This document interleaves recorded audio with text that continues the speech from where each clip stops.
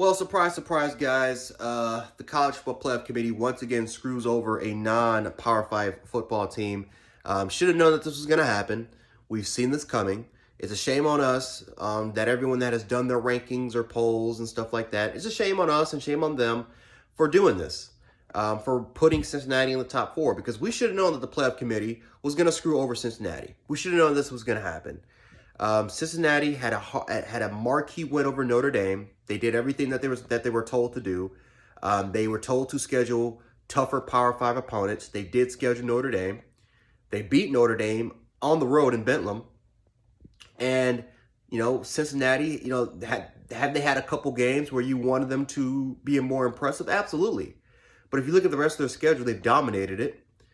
So Cincinnati, I mean, like I said, they've done what they're supposed to do. They're undefeated. You have the high marquee win, and they're ranked 6. And the funny part is that you have four teams above them that have a loss you have 3 teams on their schedule that are above them that have a loss.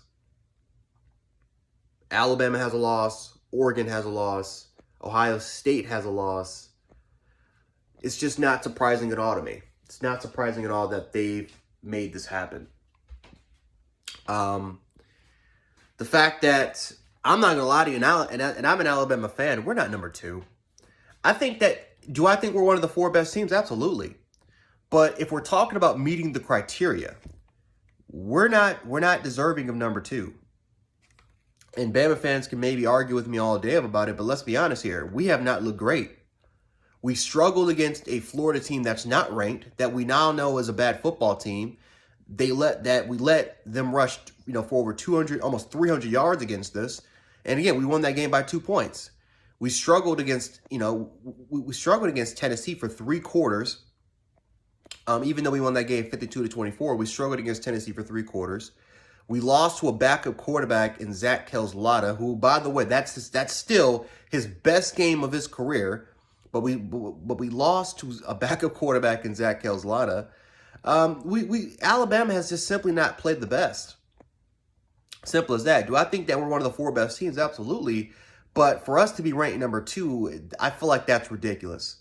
Our biggest marquee win was against a 2-loss Ole Miss football team, who I don't even think is that good. Ole Miss might have 4 or 5 losses by the end of their season. Mississippi State being a top 25 team, I feel like is bullshit. Mississippi State is not a top 25 football team. I think they're maybe a borderline top 25 team, maybe top 30, top 35.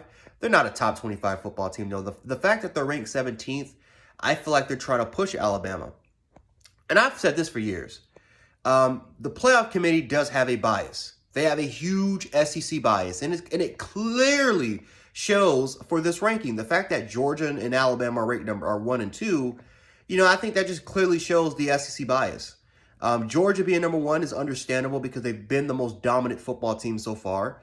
But Alabama being number 2, even though we have not played our best football, and I think Bama fans will strictly tell you that we have not played our best football, the fact that we're number 2, I think, should tell you all you need to know. It feels more like a projection. It feels more like it honestly just feels more like a projection.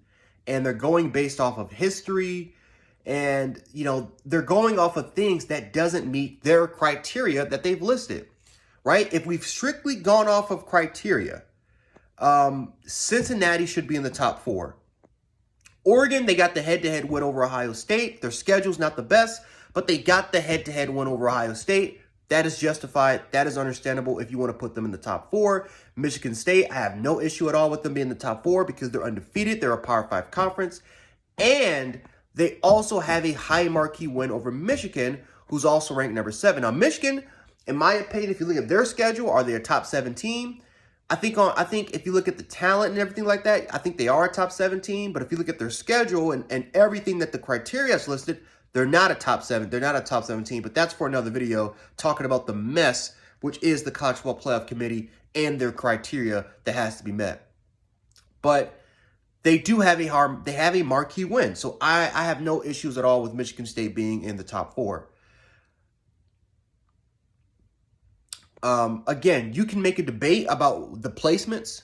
You can make a debate if Alabama should be at number 4, if maybe some of these teams should be bounced out, if Oregon should be placed at 5th, and Alabama should be moved in at number 3 or number 4. But Cincinnati should have been in the top 4 rankings.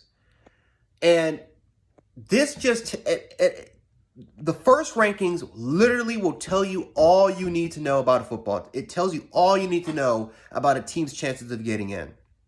And unfortunately for Cincinnati, they have to literally have the best case scenario in order for them to even be at number 4.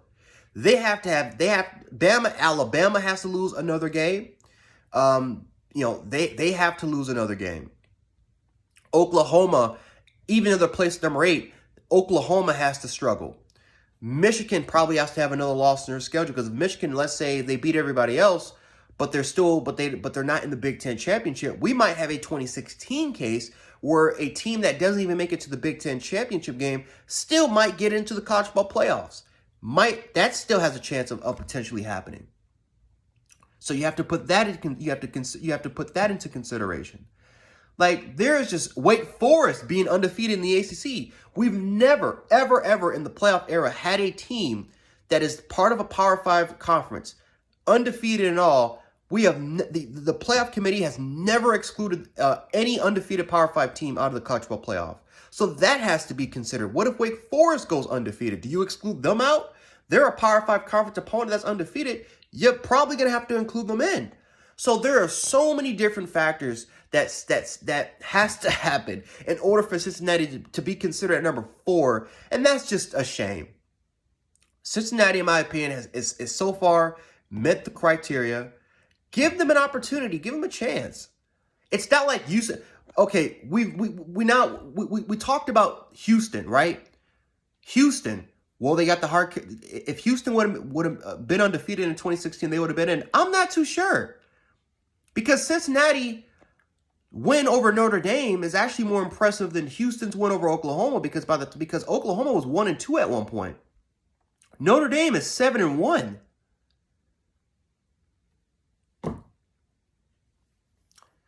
It just tells you all you need to know about biases, man. It just biases. The system is broken, and until we can get some structure, until we can get some sort of expansion for the college football playoff, this 4-team shit it's just going to be broken. And I'm an Alabama fan, but I'm more pissed off that Cincinnati. I'm more pissed off that we're ranked number 2 and that Cincinnati is ranked number 4, because I honestly feel like we don't deserve it. I honestly feel like we don't deserve to be ranked number 2, and Cincinnati definitely deserves to at least be at number 4, man. I mean, I don't know. But as far as some of the other rankings, Oklahoma being number 8, I feel like is justified. They've struggled all season long. They're getting better, but they have struggled all season long. So I kind of like that, but I don't know. Overall wise, the top 6 once again just shows how broken the system really is. But let me know how you guys feel about this. I'm all over the place with this.